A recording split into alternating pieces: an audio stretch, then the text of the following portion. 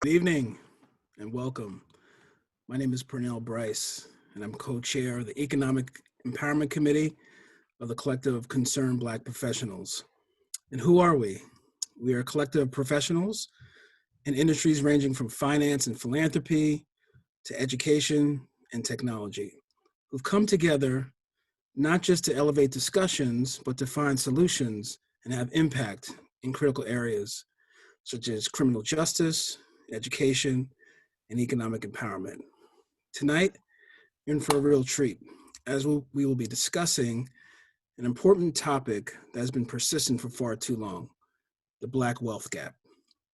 Later on this evening, you'll meet my wonderful co-chair, Ms. Alyssa Lewis Matabik, who will be spearheading our Q&A session.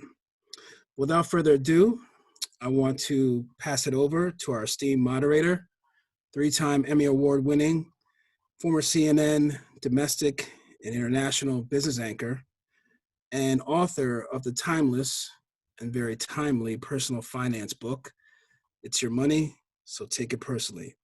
Valerie, take it away.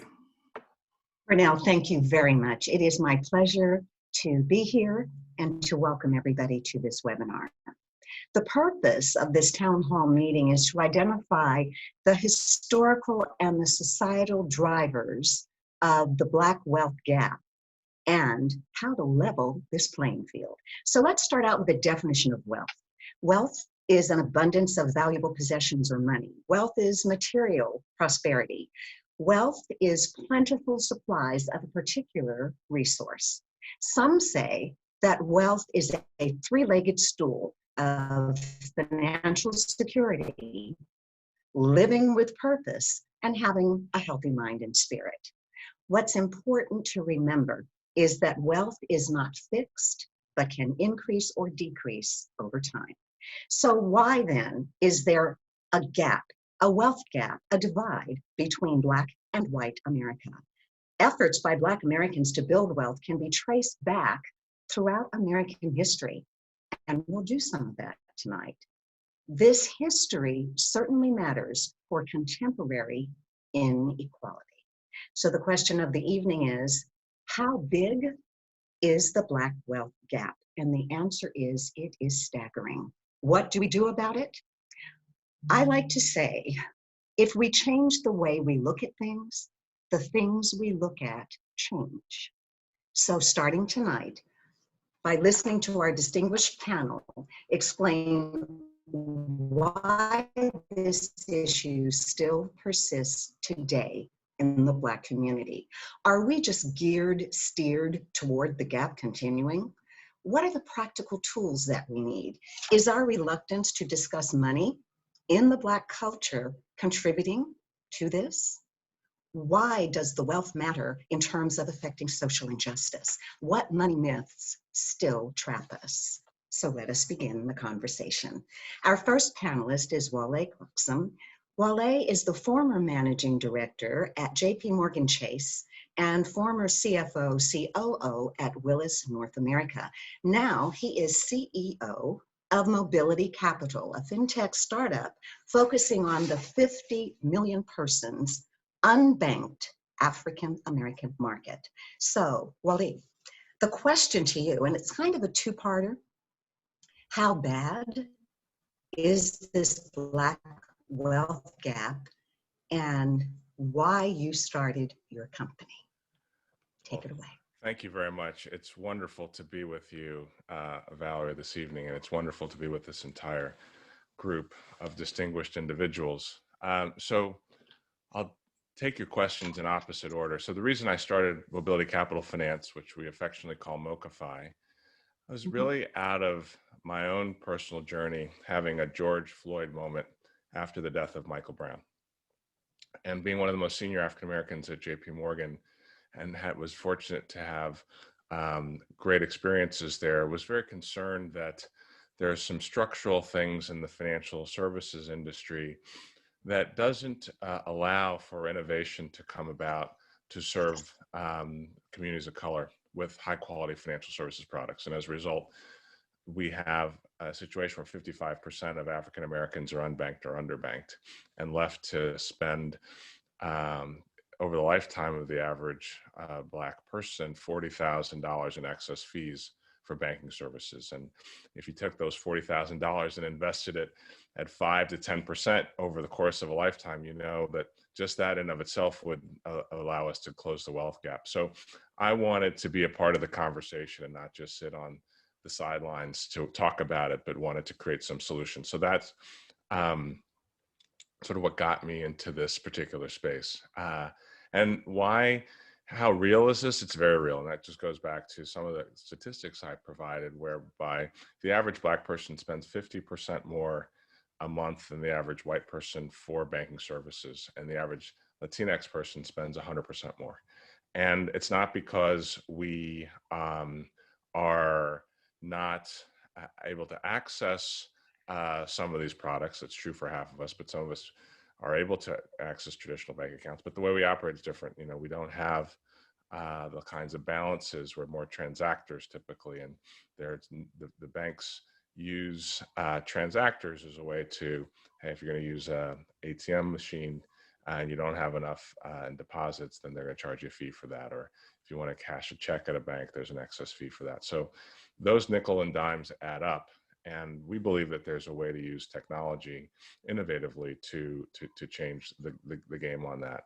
And the last thing I would say is that the traditional banking infrastructure is very branch dependent. And what you see, there are two interesting statistics that I'd love to give you and to put the problem in perspective. In Los Angeles, for example, 1 out of 5 neighborhoods does not have a bank branch. And it's not as if we have less banking needs than others. It's that but we don't have access because the model structurally doesn't make sense for a bank to have a bank branch in some of the communities, in our communities in particular. 80% of the bank branches that have closed in this country over the last 10 years have been in low and moderate income communities. And the last thing I would say is in New York City, so you go to the other coast, for every 1,000 white households in New York City, there are 4 bank branches. For every 1,000 majority minority households in New York City, there's 1.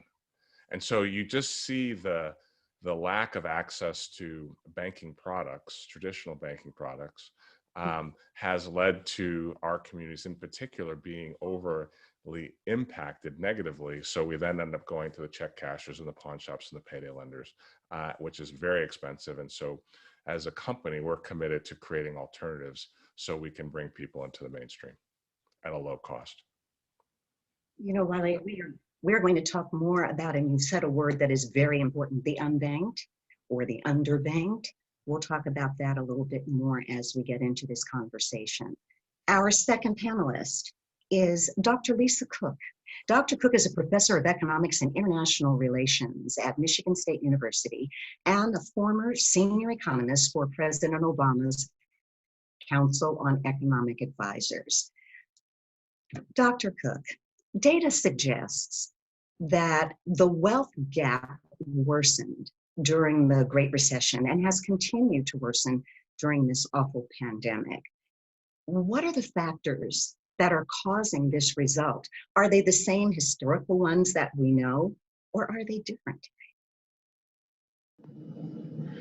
They are probably ones that we all know, but I would argue, and I write, that they may be factors that we haven't taken into consideration. In 2014, there was a paper published that I wrote called Violence and Economic Activity, Evidence from African American Patents. And you might have heard about this paper because it has been featured on Planet Money 3 times. And the reason that it is interesting, I think, to people is because there were a lot of people who didn't know how many patents African Americans had over that period. And what I also estimated was how many were missing as a result of not being able to accumulate wealth due to violence. And the specific violence that I looked at was segregation laws, race riots, and lynchings. And what I show is that the peak per capita for patenting for African Americans was $18.99. Now, the last time I did this calculation was using 2010 data. So there's a 100-year effect with respect to violence and economic activity. And I actually do this exercise in the paper to ask, what would GDP have been? What would innovation have been if all inventors were subjected to the same violence that African Americans were? And what I show is that innovations would have been much more volatile and they would have been negative. There would have been negative growth in those, which means that business investment would have fallen dramatically for all Americans, and GDP would have fallen dramatically for all Americans. So this is just one indicator of the ability of African Americans to accumulate wealth being cut off at the knees. There's another, or diminished seriously. That was probably a very poor analogy. I'm sorry for that. The other thing that I do in the paper is to show how Black newspapers, I just wanted to make sure that there is nothing very special about patents.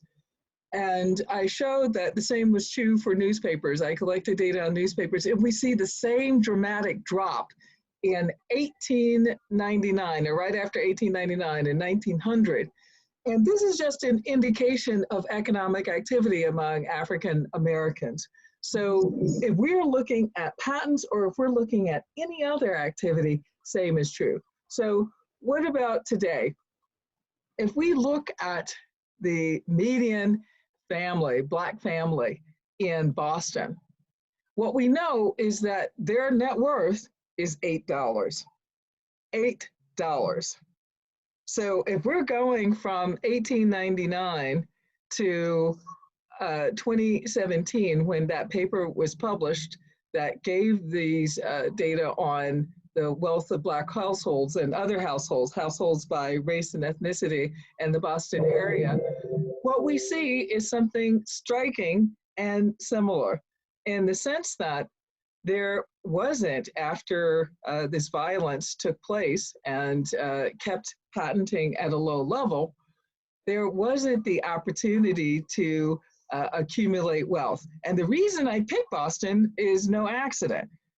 This is where a lot of the innovation was taking place. A lot of the patenting was taking place, is in New England, in the Midwest, and in the Mid-Atlantic regions. So this is a real symbol of what happened in the 18th and 19th centuries that can have an effect on what is happening today.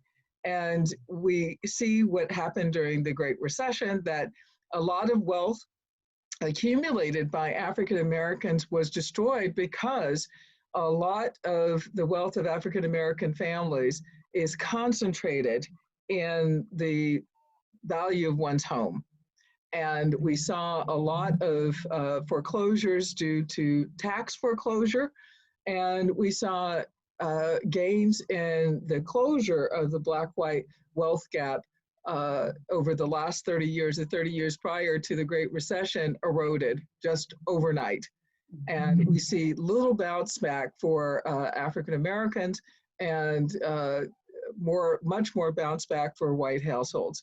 So the origins of the racial wealth gap are not new. So They Lisa, are centuries old. so let me just interject here for a moment so we can bring in our other panelists to this discussion.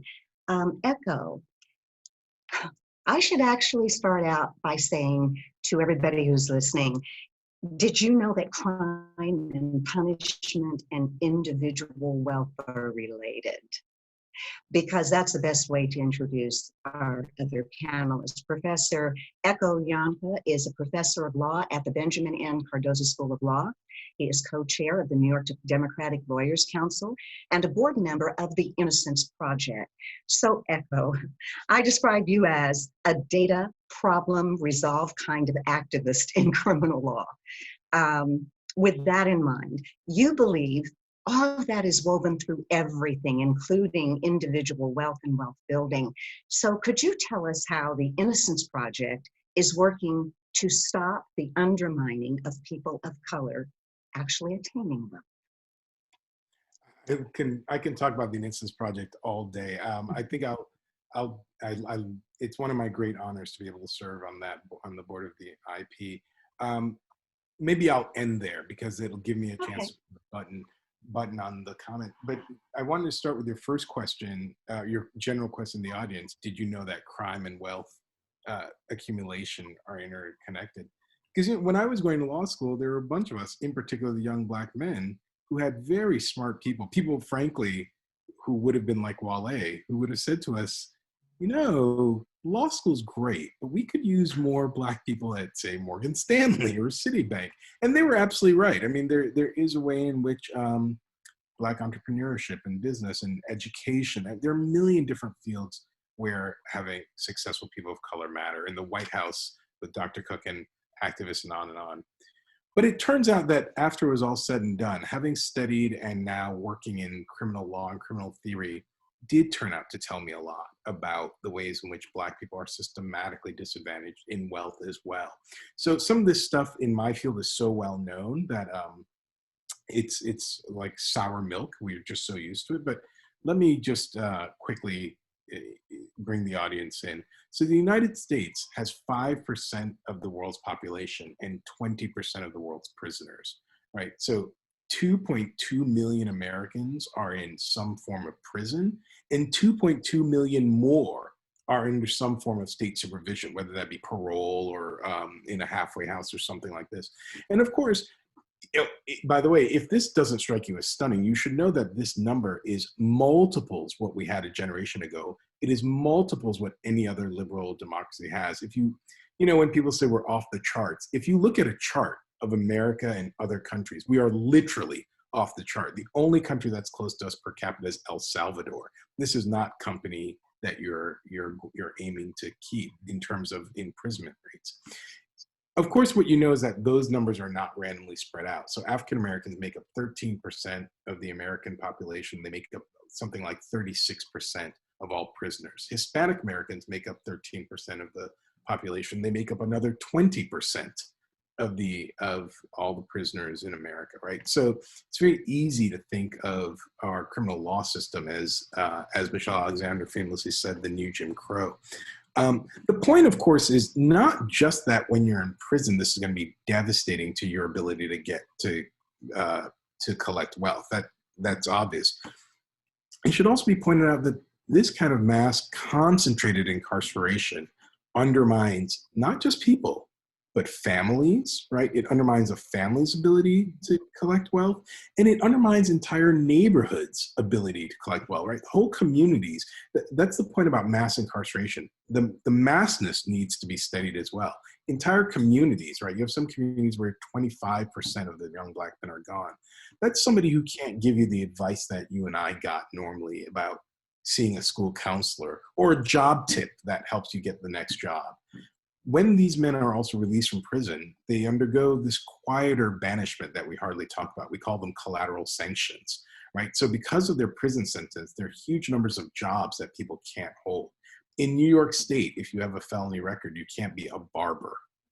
You can't be a bartender, and on and on and on, right? These are just ridiculous kinds of sanctions that keep you out of the economic mainstream. And frankly, they keep you out of the kind of jobs that most people use as entry-level jobs to build a financial life, to build a career, right? I mean, you know, I think everybody should dream, but you're not going to start off as Wale or Lisa Cook. You hope to end up there.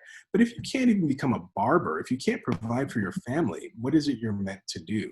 And by the way, these obviously have deeply intimate effects as well. People who have prison records turn out to be less intimately stable. They're seen as less desirable marriage partners. And the cruel last irony of all this is, and then businesses don't want to open in communities that are under such strain because the people there are considered unemployable. I just want to say two last things, and then two last things to circle back to your question. We also have to understand the prison system or prison punishment more broadly, right? We have to talk about what it means that a young Black boy who misbehaves gets detention, expulsion, and then a jail sentence. Even if it's a misdemeanor jail sentence, what does that mean when he already, when he goes to apply for a job, right? I mean, he's already maybe there's some reason the employer doubted him in the first place, and now there's that record on there. Whereas a young white boy would get a scolding and get talked to at home, right? And there's robust studies about the differential of treatment from youth on and on and on. So in the end, one of the things that we're doing at the Innocence Project, of course, the thing we're most famous for, the thing we're proudest for, the most important days we have are the days when somebody who has spent years, decades of their life in prison gets out for a crime they didn't commit. Those days are, I mean, we joke that those days, it's always dusty in the courtroom because you're trying to hold back the tears. But the other thing we're doing, the thing that everybody should know and understand and support just as much, is that the Innocence Project looks at what went wrong to put people in prison. And we are constantly fighting for best practices, fighting against police officers who are corrupt, fighting poor IDs and interracial IDs, having interrogations recorded so that, the thing you said at the end of a 10-hour interrogation after being exhausted, which is just taken as bald truth, right? We all remember the Central Park Five, right? When there's a recording of how it started, and we know that you actually didn't know much about the crime, it was fed to you over the years. So to answer your question, I think it's not just our fighting the criminal law system, but fighting to make it a better criminal law system on the whole, and the way that's interwoven with what ultimately is just a more fragile Black community because of the criminal law system in terms of wealth, that I'm really proud of. Wow. So much food for thought, so many other topics that come from that. But I want to include our fourth panelist as we continue our conversation. In my book, It's Your Money, So Take It Personally, I tend to talk about our individual responsibilities regarding making, saving, managing personal money. And among the things that I talk about are spending habits and lack of savings, and the importance of creating a budget which I prefer to call a spending plan. But the fourth member of our panel, Salamisha Tillett, is here to talk about different kinds of budgets. I found this fascinating. These are budgets that tell us whose lives matter and whose do not. Salamisha is Henry Rutgers Professor of African American Studies, a regular contributor to the New York Times, The Root, The Nation. So Salamisha, you say budgets are not gender neutral or race neutral. Welcome and explain. Thank you for having me this evening, and just honored to be part of this conversation at this moment in time. So you're referring to an opinion piece that I co-wrote with a good friend and conspirator of mine, Pamela Schiffman, who was the former head of the Novo Foundation, which is the biggest philanthropist organization that's committed to girls and women throughout the world. So and she oversaw a huge portfolio. And we wrote that op-ed, and the title of the op-ed, which was in the New York Times, is, as you noticed or mentioned, How We Spend Tells Us Who Lives Matter. And so we wrote this at the point when the federal government was negotiating its second stimulus package, right? And so we really wanted to think through, Color of Change had just released a report that PPP money was not going to Black and Latino communities, even though as Black and Latinx populations were being hit the hardest by the physical health crisis of COVID, Black and Latinx businesses were also being hit the hardest by the economic calamity that the coronavirus has caused. And yet those communities and business leaders weren't able to access the same kind of money that other people or other organizations were, because for all the reasons that we've already talked about and we'll continue to talk about, not necessarily having the same pipelines, not necessarily having the same networks, and not having the same kind of access to opportunities. And so we really want to think through if race and gender are ways in which economic disparities are maintained, then what are the ways in which we can kind of use a budget to address these issues? And so in South Africa, and this is just like something I don't know if everyone knows, in South Africa at the turn of leaving apartheid and becoming a democratic country, they had introduced something called a women's budget. And it wasn't just a women's budget, it was a budget that looked at inequality in South Africa from those who were the most vulnerable and the most dispossessed, which were rural Black women in South Africa. And so the assumption was, if you can attend to the needs of those who are most vulnerable, then you can actually create more economic prosperity for the nation at large.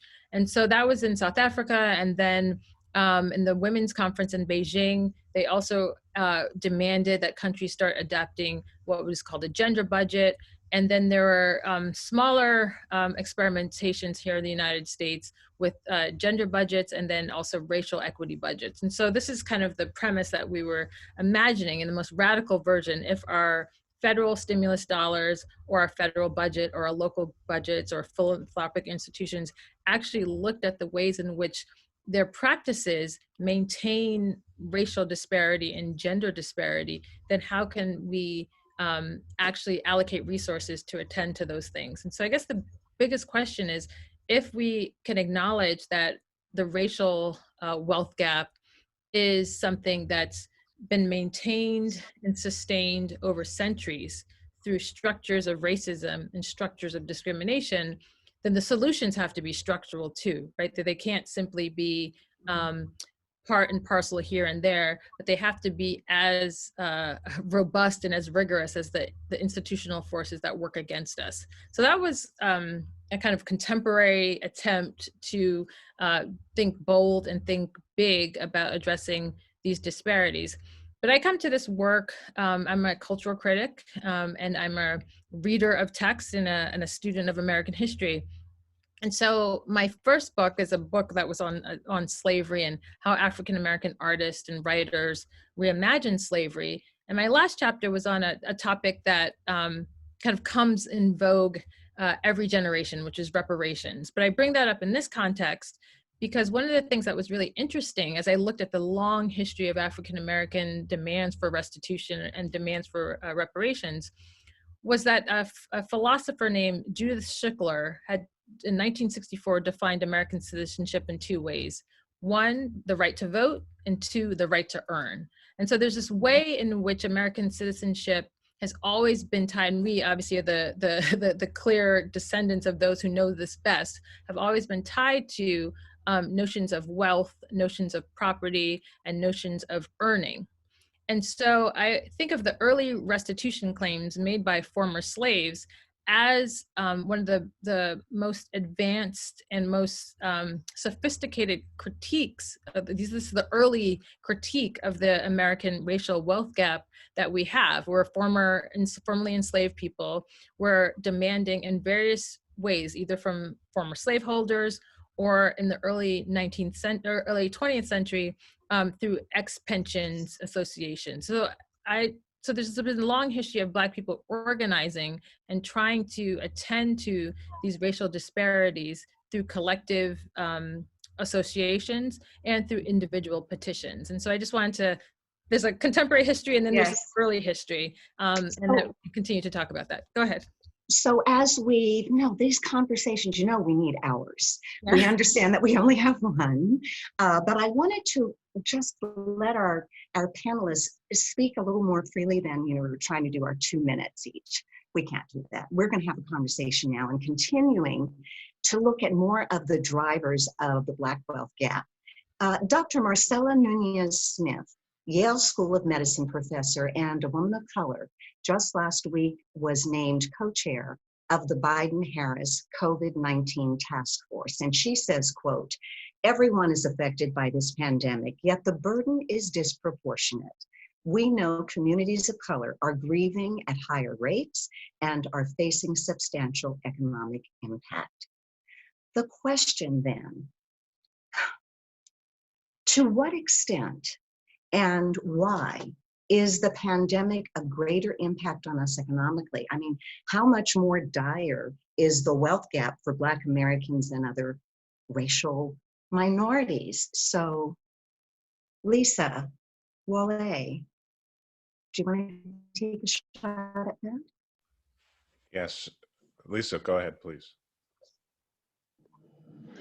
I didn't hear the last word of that. Why is it different for African Americans relative to other minorities? Is that Yes, that's correct. Okay. So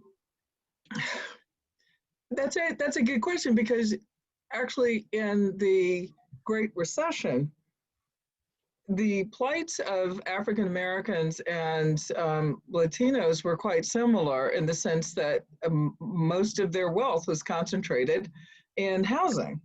So the impact uh, of the evisceration of wealth was similar on the two groups. However, the ratio of white wealth to Hispanic wealth is smaller for Hispanics than it is for African Americans. That was true before the Great Recession and after the Great Recession.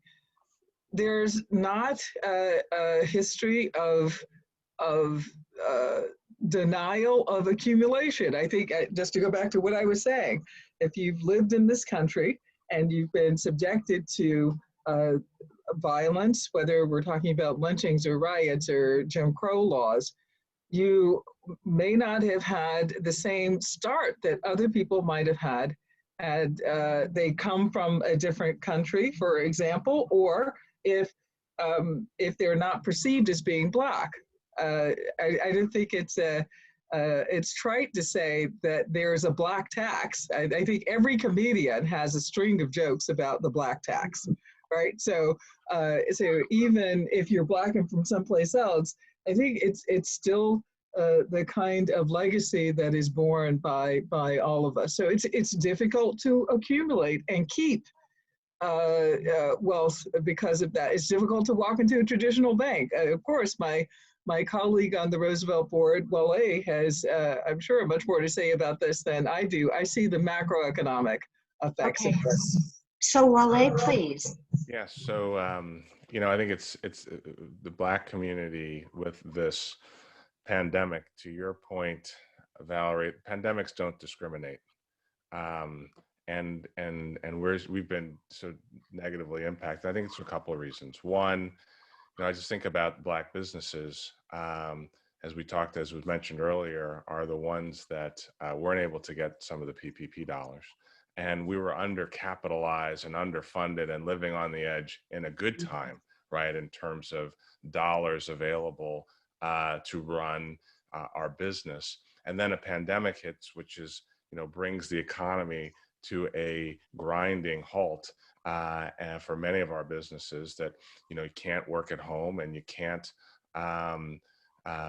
find other alternatives of continuing the commerce. And so those businesses that were already in jeopardy sort of were exacerbated from the pandemic and didn't have access to the PPP dollars, as we've talked about. And I think the other piece is around many of the jobs that we have and unfortunately over-index in terms of those roles that are considered essential workers, but it's the delivery jobs, it's in the hospitality industry, and those roles and those jobs have gone away.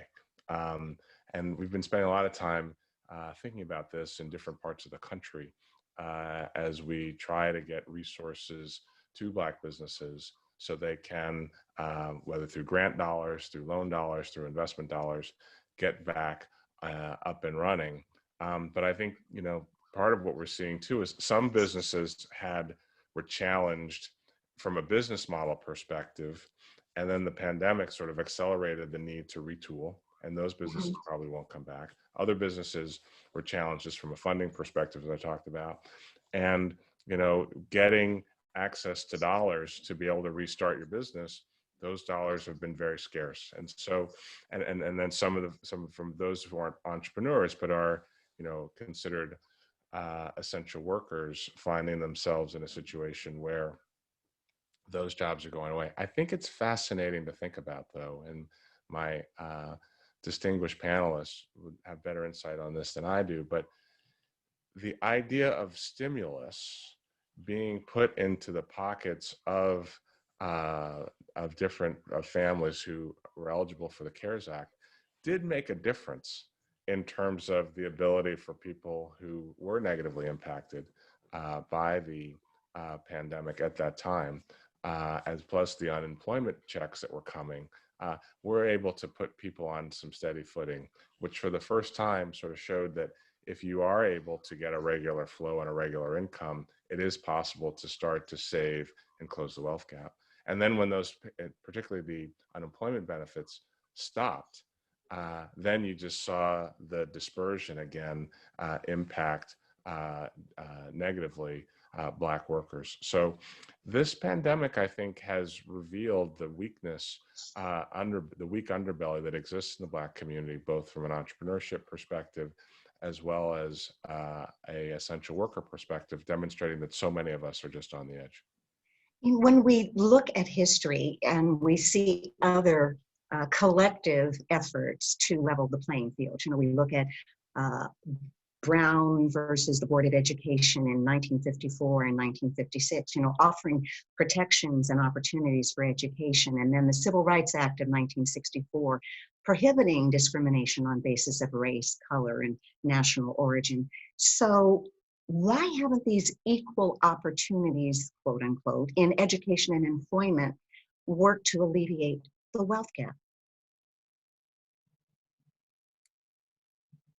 Who can take that? I see. I certainly have some thoughts, but Echo, please. Because actually, Echo, this kind of goes into some of the things that are like the collateral damage that you talk about with regard to what happens with, crime, punishment, and the inability to collect wealth. So I want to be clear. I deeply believe in the law. When you study Brown v. Board of Education, when you study these seminal cases, they're if you're somebody who went to law school for some of these reasons, your heart literally beats faster. And so I think these are majesties and real accomplishments of our society. But nobody should be fooled into thinking that you can change the law and change society just like that. I mean, there are just too many moving parts. It's all too complicated. What happened after Brown v. Board of Education? Well, we know what happened, right? Lots of schools decided they'd rather shut down than integrate. Lots of schools became, if not de jure segregated, if not by law, they became de facto segregated, right? We had massive white flight out of the cities. Now, again, I don't want to offer a simplistic story.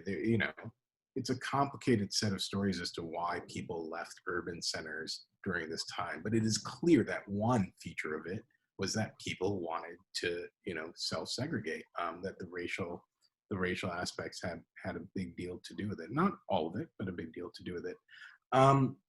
This just means, if you study criminal law, you understand this feature that if you push on one place, you can make some progress, but ugliness will spurt out another place, right? I mean, now, thanks to Ava DuVernay's wonderful work, people now understand that the 13th Amendment, which allows you to be made to work, to be a forced laborer if you're in prison, was not a by-the-by kind of small, it was weaponized in the American South and used to sweep up huge numbers of Black people in order to make them workers, right? That's an example of if you push in one place, right? You offer freedom in one place, but you don't get to the fundamental structural issues of society. If you don't, and I thought Professor Tillett put it just really well, I'm gonna just play on her words.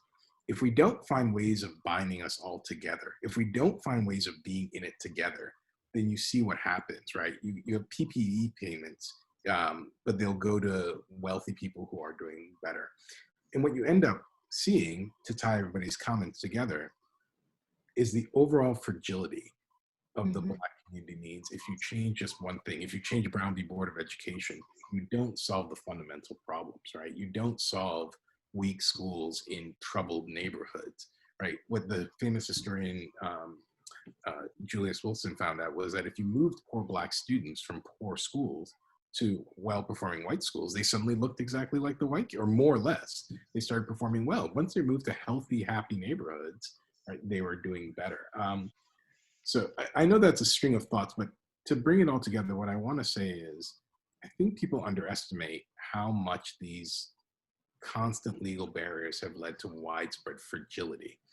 And if you only think people are doing well because they're part of a billionaire class, you're forgetting the way in which somebody who's quite ordinary middle class can take the pressure off their mom when she loses the job. You can lend your brother you lend your brother a car to get to work when his car breaks down. You're not lending him Mercedes, you give him your old Subaru. But that makes a world of difference, right? If somebody can do that for me, or give you the suite, in the basement to stay in for a while you get yourself together. So when we think about the ways in which this pandemic has undermined Black communities, it's not just Black businesses that were undercapitalized. In a real sense, Black families and Black people are undercapitalized, and thus, we're on quite fragile ground to begin with. And this speaks to privilege. We know what white privilege is, and it is the opportunity to not have to work, the opportunity to have options, the opportunity to say, I'll take care of that next month when we don't have a next month because the clock is ticking. Mhm. Our clock is ticking as well. We want to make sure that those who have joined us understand that giving you the historical information and backdrop is important. But in these final minutes that we have, it's important for us to say, so how do we catch up? Panelists, I'm going to need you to do some short, simple, declarative statements on how do we catch up. Salamisha, there are many money and wealth building myths that still surround us. You've written about this a lot. Again, short, specific, deliberate. What do they tell us? And specifically, what role are Black women playing on correcting the narrative?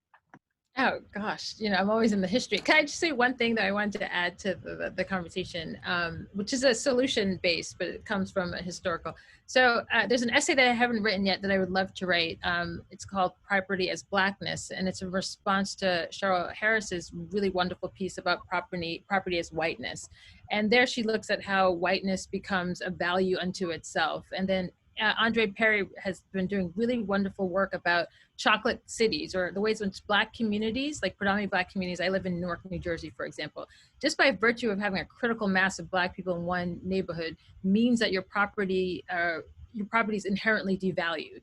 And so if property or home ownership is one of the primary levers and ways in which people can access capital in the United States, then what does it mean when you have a group of Black people who own houses together in one neighborhood?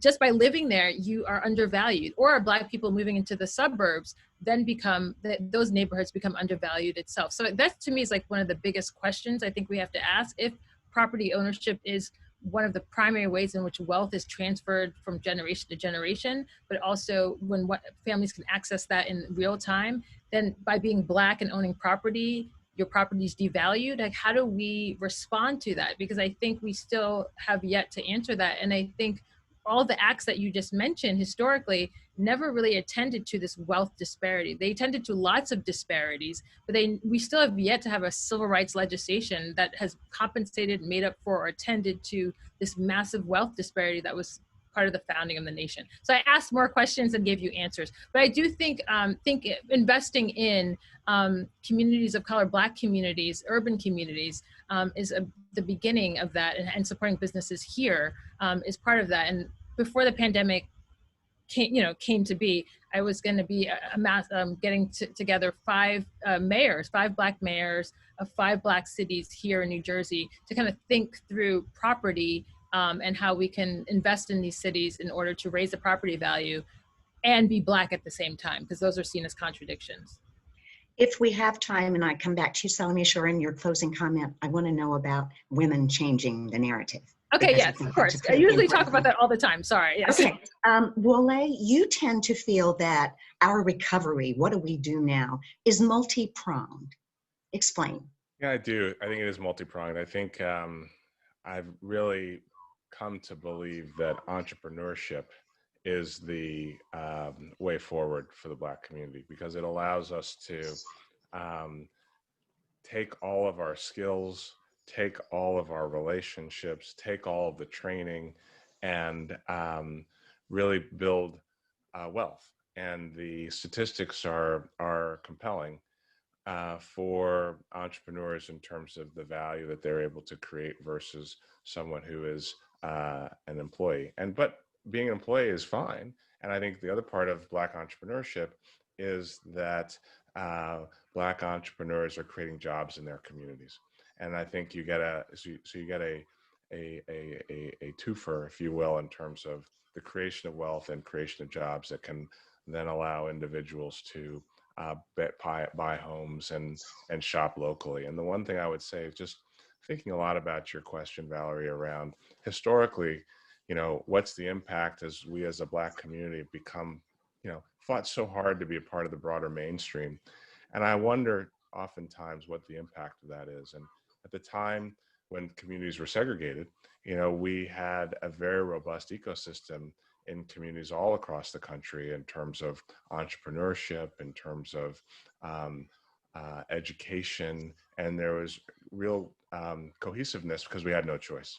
And I think that created a series of entrepreneurs and fought really hard for the civil rights movement to become a part of the American mainstream. Some of us have done quite well in that trajectory, but at the same time, we've seen portions of our communities, as Professor Tilla talked about, not be as successful. So I just sort of wonder, are we in a moment now where coming together as a community, having these kinds of conversations allows us to get back to the sense of community where we can together create a program that can move us forward in a very effective ways and support each other in that endeavor? We are fighting the clock, and I'm going to need both Alyssa to let me know in some way if we continue going. And I know we're getting some questions from our audience, but I think we may need to answer those offline. I think there's one important thing that I would like. Oh, Alyssa, and there yes, she is. Hi, here I am. Hello. Hi. Thank you, panelists. So we do have a few questions yes. from the audience, so maybe we'll pick two in the interest of time. And this might maybe even play into some of your subsequent questions, Valerie. One question that came in is, what role does financial redress for slavery, Jim Crow, and state-sanctioned economic exclusion play in addressing the wealth gap? Maybe Salamisha or Lisa? Again, yes. I would say that it has to play a central role, but that's, because we've already addressed it as a structural problem, and also the fact that it's well within the rights of African Americans and the descendants of those enslaved to have those. I guess in terms of Lisa may speak about this more, but in law, there's two terms that are really useful: unjust enrichment, a company or an organization gaining over time unjustly, and unjust impoverishment, which is what descendants of enslaved people over centuries and over generations, your just wealth is devalued because you didn't have it in the first place. And so how do you address that? I do think it has to be a structural thing, but also I think, to Wale's point, how do we do that collectively within the community and also structurally within the federal government? And Lisa? Lisa, did you have a comment? I think that Salamisha just said it so perfectly. I think that one of the things that we have to do is to remove barriers to accumulation. Now, that's one way to do it, but we have to acknowledge this. And many banks, many tech firms, many people have made, many organizations have made pronouncements following the death of George Floyd about what they're going to do. What we have to do is to hold them accountable for that through op-eds, through voting, through through removal, through, and when I say voting, I mean shareholders holding managers and CEOs accountable. So I think there are a lot of different things to do. I think we ought to think in a slightly different way too. Wale was hinting at this. My cousin started this city called Soul City, North Carolina. That was a model city that was meant to address the racial wealth gap from the top to the bottom.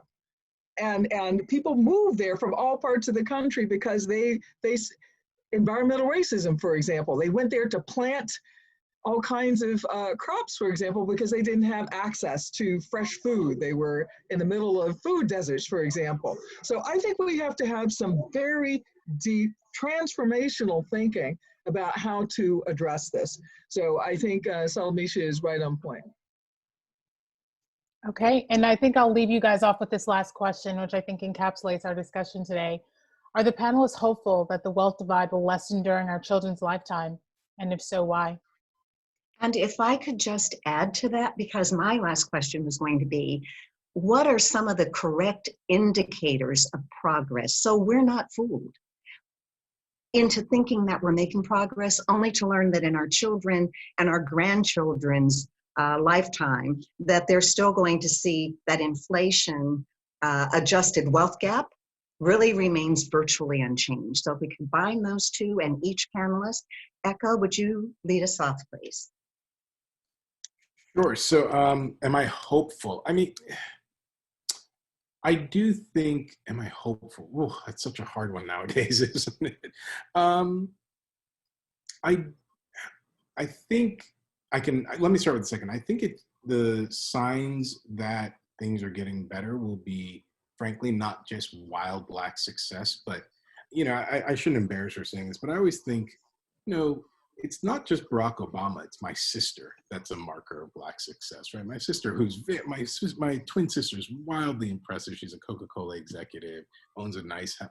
She's not the kind of wealthy that makes magazines, right? But she's the kind of wealthy around which you build a community, the kind of sort of upper middle class or lower upper, whatever it is that, you know, and I don't take this for granted. I know that lots of people, white and Black and Hispanic, don't have that level of wealth. But that, you know, in a way, I often think, you know, I'm not interested just in Oprah, as magnificent as her success is. I'm interested in the sort of everyday well-being of a Black community. I always say, I'm not interested in who goes pro from a college sports team. I'm interested in the graduation rates of the team itself, right? It's that kind of everydayness, I think, that matters. I would just say a couple other things. I do think in terms of changes we can make for success, you know, at some point in my life, I realized when I was a lawyer, I was so good and tried to be so thoughtful about doing the right thing for my clients. And it was striking me that I wasn't nearly as driven to take care of my money in the way that I would have if somebody would have hired me to take care of their money. So, you know, at some point in my life, I just started thinking, whatever else is true, I'm going to make sure that my money works as hard for me as possible, right? It doesn't mean I have to be a billionaire. If I wanted to pursue wealth, I wouldn't become an academic. But every dollar I make, I'm going to make sure it's working as hard for me. Every dollar I save, you know, we have fun like everybody else. We love to travel, and, you know, I can't wait to treat you all to a glass of wine. But the money you save, you want to make sure it's working hard for you. Don't just, you know, Yes. it feels a little boring to do the research and do a little work, but that I do think is the personal. And then on Lamisha's last point, I also think, you know, we have to make the country understand that the structural conversation is not weird, exotic, or guilt-ridden, or like when people call for reparations, it shouldn't be seen as this bizarre, exotic thing. I'll just close by saying one of my guilty habits, I like watching these real estate shows. And I was recently watching some family buy some magnificent house that I'll never be able to afford. And it turned out they were a huge cannabis sales couple in Southern California. You know, whatever you think of that business, what stunned me was this young white couple was buying a multi-million-dollar mansion, having now become cannabis salespeople, when generations of Black and Hispanic people had been policed and thrown in prison for the same business. And the moment it opened up, we didn't turn to repairing that and to giving people a chance to be in that business. Rather, capital flooded in from those who had it, and now they are reaping the rewards, while lots of Black kids are still fighting to get their records expunged. So that kind of structural fight needs to be continued as well. Echo, thank you. Appreciate you. Wale, same question, and specifically, what are the correct indicators of progress? Again, we're down to about 3 minutes, everyone. So I'll be quick. So I'm hopeful because I'm an entrepreneur, and as an entrepreneur, you got to be hopeful. Otherwise, you just can't make it day to day. I think one of the key, and then I'm also hopeful because there are people on this conversation and part of this panel who are so well versed in these topics and thinking so deeply about it. And I think some of the markers of progress will be, how well are we able to create to build on our entrepreneurial history and create a robust entrepreneurial culture. And we can market by the number of Black businesses. Just to give you one statistic, in New York City, 22% of the population is Black, 2% of the businesses are Black. So if you were able to take that and 10 years from now, 20 years from now, and say the number of Black businesses is equivalent to the population of each city, that would be a marker that demonstrates we're making progress. All right, I am checking with Alyssa. Are we a hard wrap at 7, or we can keep going for a couple of minutes? We are a hard wrap, so if you could say thank you. So Lisa, I think we're there. I'm so sorry. We are out of time. I tried to get us a little more. I couldn't. I'd like to thank our audience members. We thank you for your questions. We couldn't get in as many as we wanted. Our panelists, this rich, full conversation. We know that we have covered a lot of information. We want to cover more. Just make sure you know that even though this 60+ minutes of conversation tonight's coming to a close, we're not finished. In 2021, please join the collective of concerned Black professionals economic empowerment team. Details will be provided on the website at COCBP.org. Black is beautiful, but being in the Black by building and sustaining Black wealth is necessary. Good night, everyone, and thank you. Thank you.